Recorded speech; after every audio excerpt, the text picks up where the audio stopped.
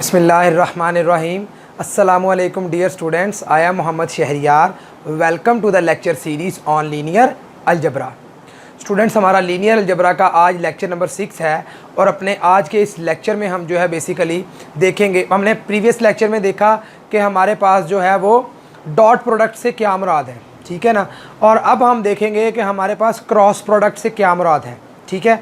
और इसका एक और नाम है आउटर प्रोडक्ट, क्रॉस प्रोडक्ट या फिर आउटर प्रोडक्ट। आज के इस लेक्चर में देखेंगे क्रॉस प्रोडक्ट हम किस तरह से दो वेक्टर्स की निकाल सकते हैं, ठीक है जी। तो आइए देखते हैं जी क्रॉस प्रोडक्ट के हवाले से कुछ बात। क्रॉस प्रोडक्ट है जी बेसिकली ये स्पेशल ऑपरेशन है between vectors of R cube. R cube के वेक्टर्स का ये एक स्पेशल ऑपरेशन है, ठीक है, सबसे पहली बात। And the second one is अब आर क्यूब ही क्यों, मतलब आपके पास अगर लेट सपोज आर है रियल लाइन, या आर स्क्वायर है, R4 है, R5 है, R6 है, तो इनके वेक्टर्स के लिए ये ऑपरेशन वैलिड नहीं है। This operation is only for R cube. यही बात यहाँ पे लिखी है, it is not operation between the vectors of R n when n is not equal to 3। यानी कि जब n is not equal to 3 है तो यानी कि यहाँ पे R2 है, R4 है, R5 है, R6, R7, R8 कुछ भी है तो ये ऑपरेशन उसके लिए नहीं होगा।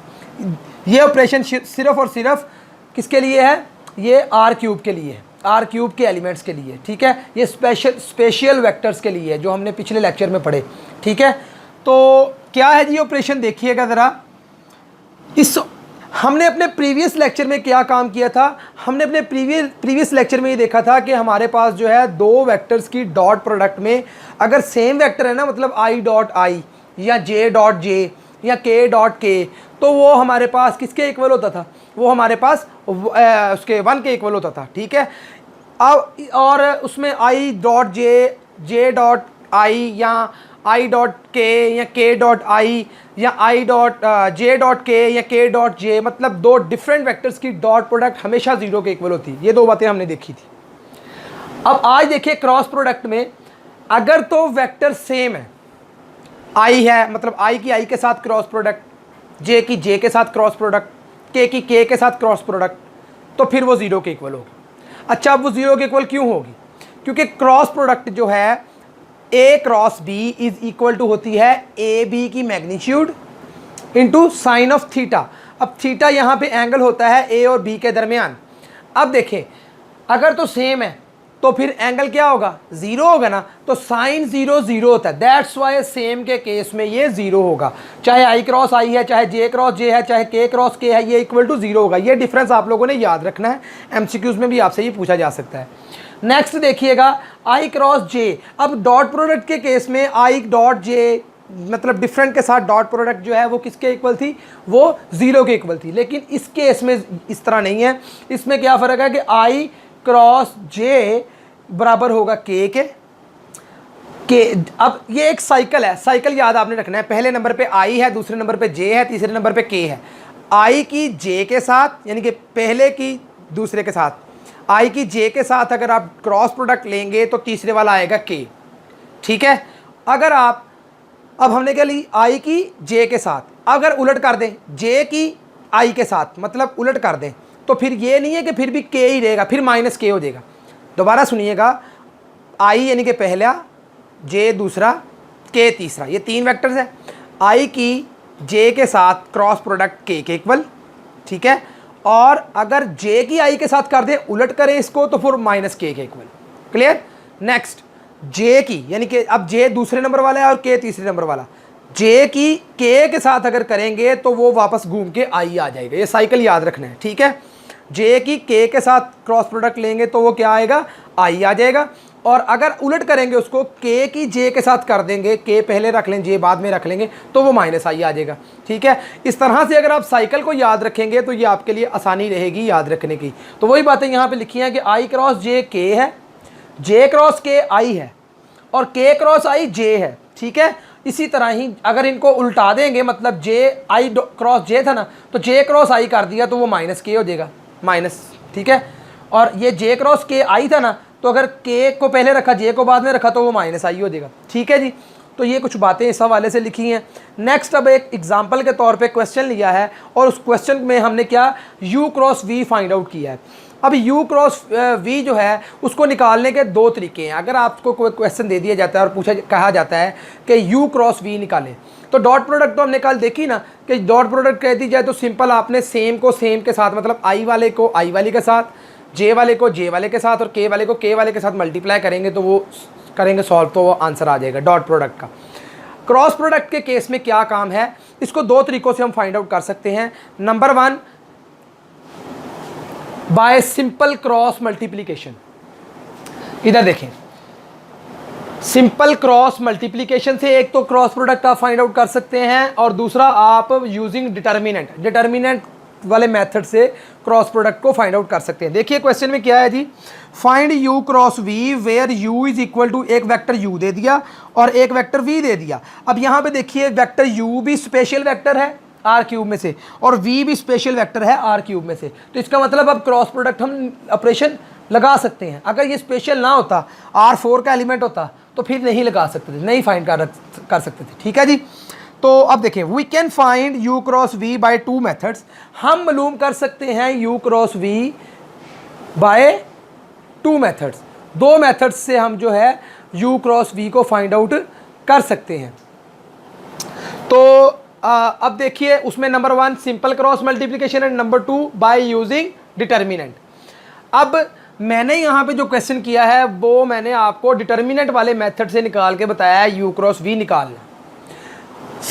सिंपल क्रॉस मल्टीप्लिकेशन कैसे है, आपने क्या करना है, u की पहले वाली टर्म को v की पहले वाली टर्म से, u की दूसरे वाली टर्म को v की दूसरे वाली टर्म से, u की तीसरे वाली टर्म को v की तीसरे वाली टर्म से जब आप मल्टीप्लाई कराएंगे, मतलब सेम वाले, मतलब क्या है इस बात का कि देखिए i वाला और v में i वाला, अब जब 4 मल्टीप्लाई बाय 2 होगा और साथ आएगा i क्रॉस i, तो वो तो जीरो हो जाएगा ना, क्योंकि i क्रॉस i इस केस में क्या होता है, जीरो के इक्वल होता है। तो इसका मतलब सेम वाले को सेम वाले के साथ नहीं करवाना क्रॉस प्रोडक्ट में। तो क्या करेंगे फिर, 4 को 5 के साथ कराएंगे और साथ आ जाएगा j क्रॉस 4 को 5 के साथ करवाया और साथ आ गया i क्रॉस j। तो i क्रॉस j किसके इक्वल होता है, k के, तो आपने साथ k यूनिट वेक्टर लगा देना है। इसी तरह ही 4 को अब आपने -3 के साथ कराना है तो -12 आ जाएगा और साथ आ जाएगा i क्रॉस k किसके इक्वल होता है, इधर देखिए -j के, और साथ आपने -j लगा देना है। कहने का मकसद ये है कि एक तो सिंपल तरीका है, आप सिंपल उसकी क्रॉस प्रोडक्ट कर लें। ठीक है, हमने यहाँ पे किया हुआ है बाय डिटर्मिनेंट मेथड, तो वो देख लें। आप इस तरीके से भी u क्रॉस v निकाल सकते हैं। क्या किया, here we find u cross v by determinant method. देखिएगा ज़रा, आपने वेक्टर u के जो तीन है ना 4, 3 और 6 i j के साथ जो लिखे हुए हैं तीन कोएफिशिएंट्स, उनको आपने इधर लिख लेना है 4, 3 और 6 पहली रो में। जो पहले नंबर पे वेक्टर है उसकी पहली रो, जो दूसरे नंबर पे वेक्टर है उसकी दूसरी रो में लिख लेना। ठीक है, अब इसका डिटर्मिनेंट, ये सीधी लाइंस का मतलब होता है डिटर्मिनेंट। ठीक है, इसका डिटर्मिनेंट और साथ i यूनिट वेक्टर माइनस, फिर सेम इसका डिटर्मिनेंट और साथ j, यानी कि j यूनिट वेक्टर वाले के साथ आप यहाँ पे माइनस लगाएंगे। ये समझ लें कि आपने j यूनिट वेक्टर वाले के साथ यहाँ पे लाजमी तौर पे माइनस लगाना है।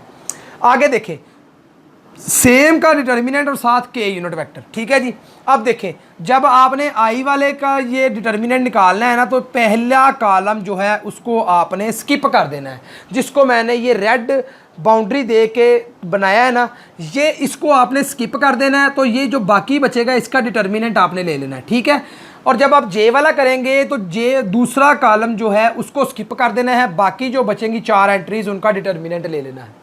ठीक है, और जब आप k वाला करेंगे तो उसमें आपने तीसरे वाला कॉलम को जो है उसको स्किप कर देना है और बाकी वाली 4 एंट्रीज का डिटर्मिनेंट ले लेना है। तो देखिए वही काम किया, पहले को स्किप कर दिया, बाकी 1, 2, 3, 4 ये बच गई। डिटर्मिनेंट कैसे लेते हैं, इसको इससे मल्टीप्लाई करवाना है, दरमियान में माइनस, इसको इससे मल्टीप्लाई करवाना है। देखिए वही काम किया, माइनस इसको इससे।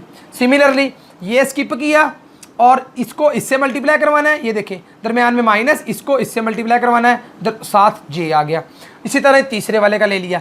तो अब इसको सॉल्व किया, तो सॉल्व करके मेरे पास आंसर आ गया -39i + 24j + 14k। तो ये है जी एक तरीका, बाय डिटर्मिनेंट मेथड हम जो है दो वेक्टर्स की क्रॉस प्रोडक्ट फाइंड आउट कर सकते हैं। ठीक है स्टूडेंट्स।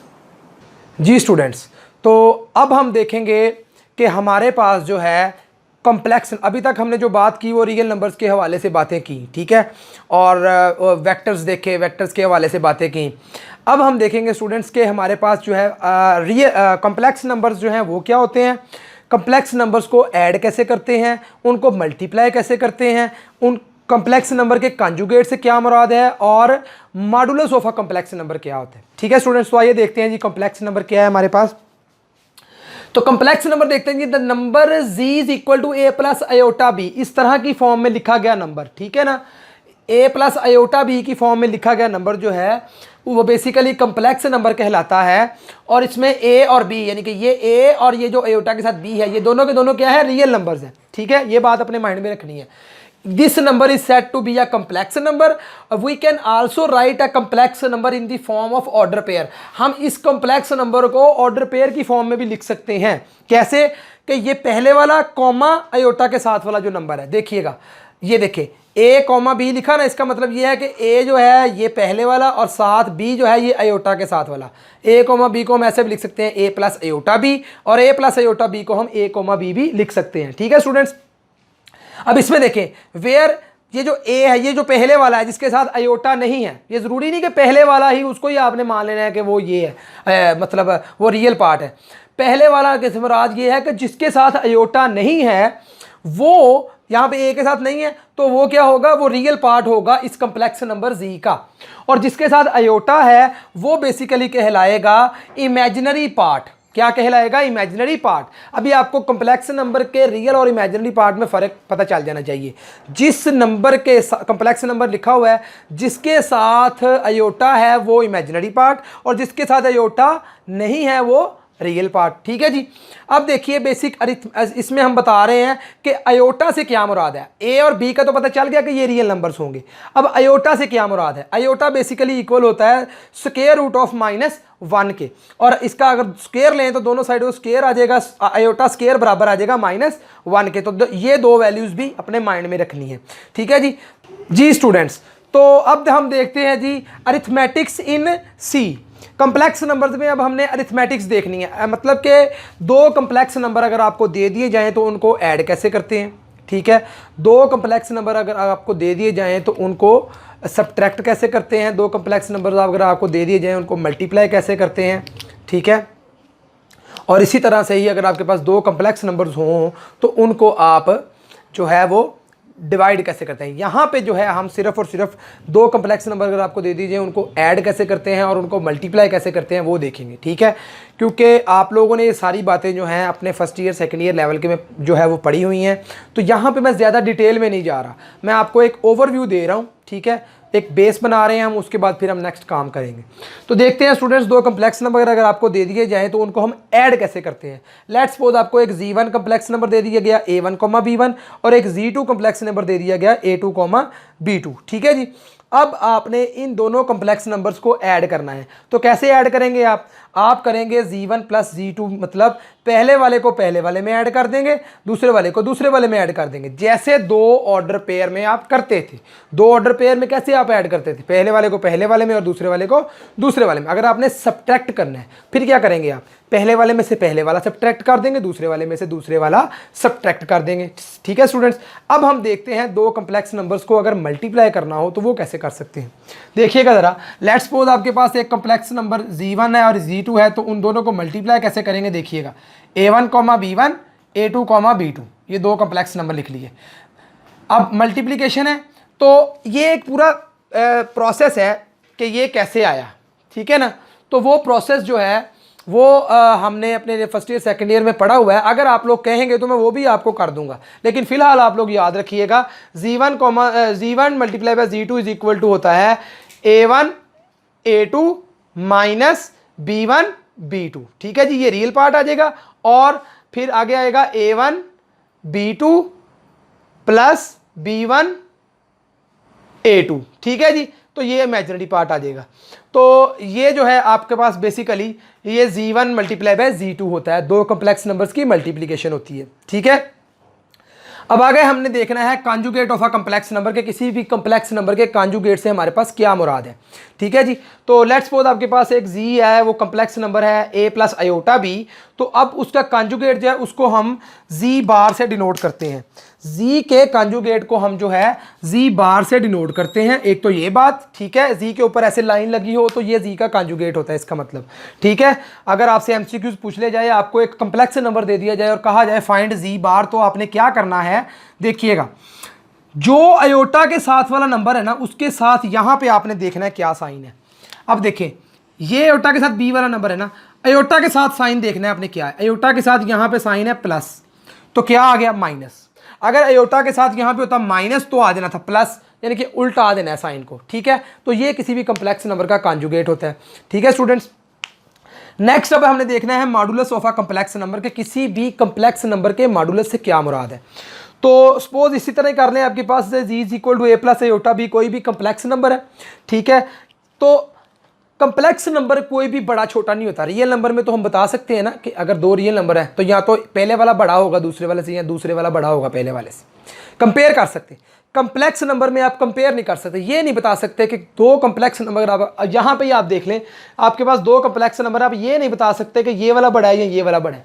दो कम्प्लेक्स नंबर्स को कंपेयर नहीं कर सकते जैसे आप रियल नंबर्स को करते थे। ठीक है, कम्प्लेक्स नंबर में आप एक चीज़ बता सकते हैं कि ये ओरिजिन से एक कम्प्लेक्स नंबर जो है वो इतने फासले पे और दूसरा इतने फासले पे, यानी कि ये बता सकते हैं कि दोनों में से ओरिजिन से ज़्यादा दूर कौन सा है और कम दूर कौन सा है। ठीक है जी, तो बेसिकली मॉडुलस जो है किसी भी कम्प्लेक्स नंबर का, वो हमें बताता है कि ये कम्प्लेक्स नंबर ओरिजिन से जनाब इतने दूर है। ठीक है ना, तो अब देखें, let z is equal to a plus iota b be any complex number, then modulus of z tells us the distance of a complex number, किसी भी complex number का फासला बताता है from origin। origin होता है 0,0। ठीक है ना, origin यहाँ पे x एक्सिस भी 0 और y एक्सिस भी 0, वो उस पॉइंट से complex नंबर का बेसिकली डिस्टेंस जो है वो हमारे पास उस complex नंबर का मॉडुलस बता रहा होता है। ठीक है जी, कैसे निकालते हैं मॉडुलस, देखिएगा, इसको डिनोट करते हैं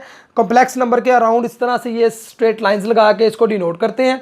ठीक है, और ये होता है हमारे पास square root of real part का स्क्वायर प्लस इमेजिनरी पार्ट का स्क्वायर। ठीक है जी, तो इस तरह से आप जो है किसी भी कॉम्प्लेक्स नंबर का क्या कर सकते हैं, आप उसका मॉडुलस फाइंड आउट कर सकते हैं। ठीक है स्टूडेंट्स, तो अब हमने यानी कि ये देख लिया कि अगर हमारे पास कोई भी कम्प्लेक्स नंबर दे दिया जाए तो उसका कॉन्जुगेट कैसे निकालना है, और अगर कोई कम्प्लेक्स नंबर दे दिया जाए तो उसका मॉडुलस कैसे निकालना है। जी स्टूडेंट्स, तो आइए अब हम देखते हैं एग्जांपल कि हमारे मतलब क्वेश्चन मैंने एक लिया है अपने तौर पे आपको क्लियर करने के लिए कि हम कैसे दो नंबर्स को ऐड करेंगे, कॉम्प्लेक्स नंबर्स को मल्टीप्लाई कैसे करेंगे, डिवाइड कैसे करेंगे और कॉन्जुगेट और मॉडुलस कैसे लेंगे। तो आइए स्टूडेंट्स देखते हैं, देखिएगा ज़रा। Suppose z is equal to 2 plus 3 iota and w is equal to 5 minus 2 iota, then find z plus w, number 1। Number 2 z multiply by w, number 3 z conjugate, number 4 w over z and number 5 z modulus. Clear, अब हमने ये काम करना है और ये एक ख़ास किस्म के दो कम्प्लेक्स नंबर्स ले लिए। जो तरीकाकार हम इन पे करेंगे हर कम्प्लेक्स नंबर के लिए वही तरीकाकार है। पेपर में अगर आपसे पूछा जाता है या वैसे अगर आपसे क्वेश्चन किया जाता है तो आपको अगर तरीका आता है तो चाहे जो मर्जी कम्प्लेक्स नंबर आपको दे दीजिए, आप उसका ईजिली ये 5 के 5 काम कर सकते हैं। तो देखिएगा स्टूडेंट्स, z प्लस डब्ल्यू में क्या किया, z प्लस डब्ल्यू दोनों को लिख लिया, पहले वाले में पहले वाला ऐड कर दिया, प्लस दूसरे वाले में ये देखें 3 में 2 -2 ऐड करना है, तो 3 - 2, ठीक है, और साथ आयोटा आ जाएगा। तो ये क्या हो गया, 5 + 2 7, और ये 3 में से 2 गया 1, तो ये आयोटा मल्टीप्लाई बाय 1 आयोटा ही आ गया, तो 7 प्लस आयोटा आ गया z प्लस डब्ल्यू का आंसर। ठीक है स्टूडेंट्स, तो अब देखते हैं जी कि दो कम्प्लेक्स नंबर्स को मल्टीप्लाई कैसे करना है। देखिएगा z मल्टीप्लाई बाय डब्ल्यू क्या होगा जी, दोनों कम्प्लेक्स नंबर्स लिख लिए।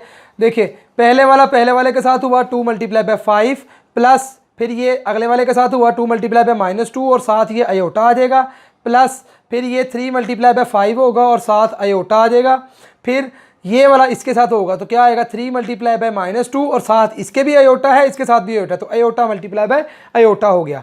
तो देखिएगा 5 × 2 = 10 और ये सॉल्व किया तो -4 आयोटा, इसको सॉल्व किया तो +15 आयोटा, और ये हो जाएगा हमारे पास प्लस माइनस माइनस के 6 आयोटा स्क्वायर। ठीक है, तो वो लिख दिया। अब क्योंकि ये आयोटा स्क्वायर -1 के बराबर होता है तो वो माइनस और ये माइनस प्लस हो जाएगा ना, तो ये +6 हो जाएगा। दैट्स वाई यहाँ पे लिख दिया 10 + 6, और ये माइनस के 4 आयोटा और प्लस के 15 आयोटा को सॉल्व किया तो प्लस के 11 आयोटा आ गए। तो ये हमारे पास आ गया 16 + 11 आयोटा। ठीक है, ये z मल्टीप्लाई बाय w आ गया। ठीक है स्टूडेंट्स, इसी तरह ही z का कंजुगेट है, देखिएगा z +2 + 3 आयोटा था ना, उसका कंजुगेट क्या आ जाएगा, आयोटा वाले के साथ प्लस है तो माइनस कर देंगे, 2 - 3 आयोटा हो जाएगा। इसी तरह w/z में क्या करना है, अगर आपके पास देखिएगा ज़रा 5 - 2 आयोटा ओवर 2 + 3 आयोटा है। कंप्लेक्स नंबर में नीचे आपने डिनोमिनेटर में आयोटा नहीं रहने देना, उसको ख़त्म कैसे करना है, आपने उसको रैशनलाइज कर देना, यानी कि मल्टीप्लाई कर देना है। ये देखिए यहाँ पे प्लस है ना, अगर यहाँ पे माइनस होता तो 2 + 3, अगर यहाँ पे अब देखें यहाँ पे प्लस है तो इधर माइनस माइनस कर दिया, यानी कि रकम वही है 2 + 3 आयोटा है ना, तो 2 - 3 आयोटा ओवर 2 - 3 आयोटा से मल्टीप्लाई कर दिया। अगर यहाँ पे माइनस होता तो 2 + 3 आयोटा ओवर 2 + 3 आयोटा से मल्टीप्लाई इस तरह डिवाइड कर देना था। ठीक है जी, तो हमने वही काम किया, इसको सिंपल आगे मल्टीप्लाई किया है। और ये देखें a + b a - b, तो a + b multiply by a - b, ये फार्मूला है a² - b² के इक्वल होता है। तो वहाँ से मैंने ये देखें, ये a की जगह पे 2 है तो 2 का स्क्वायर, माइनस b की जगह पे 3 आयोटा है तो 3 आयोटा का स्क्वायर। इसको जस्ट मैंने क्या किया, सॉल्व किया है। तो आप देख सकते हैं सॉल्व करके मैंने इसका आंसर निकाला और वो मेरे पास आया 4/13 - 19/13 आयोटा। नेक्स्ट है हमारे पास जी का मॉडुलस, तो वो मैंने आपको बताया कि रियल पार्ट का स्क्वायर प्लस इमेजिनरी पार्ट का स्क्वायर रूट करें तो वो जी का मॉडुलस होता है। तो वही काम किया, रियल पार्ट इसमें जी का क्या है 2, तो वो 2 का स्क्वायर प्लस इमेजिनरी पार्ट क्या है 3, तो 3 का स्क्वायर और उसका स्क्वायर रूट, उसको सॉल्व किया तो आंसर आ गया √13। ठीक है स्टूडेंट्स, तो ये थी हमारी जो है एग्जांपल, इसमें हमने हर लिहाज से जो है अपना कवर किए कम्प्लेक्स नंबर्स की अरिथमेटिक्स को। ठीक है, तो आज का हमारा लेक्चर जो है वो यहीं तक था। इंशाल्लाह ज़िंदगी रही तो मिलते हैं नेक्स्ट लेक्चर में, तब तक के लिए अल्लाह हाफिज़।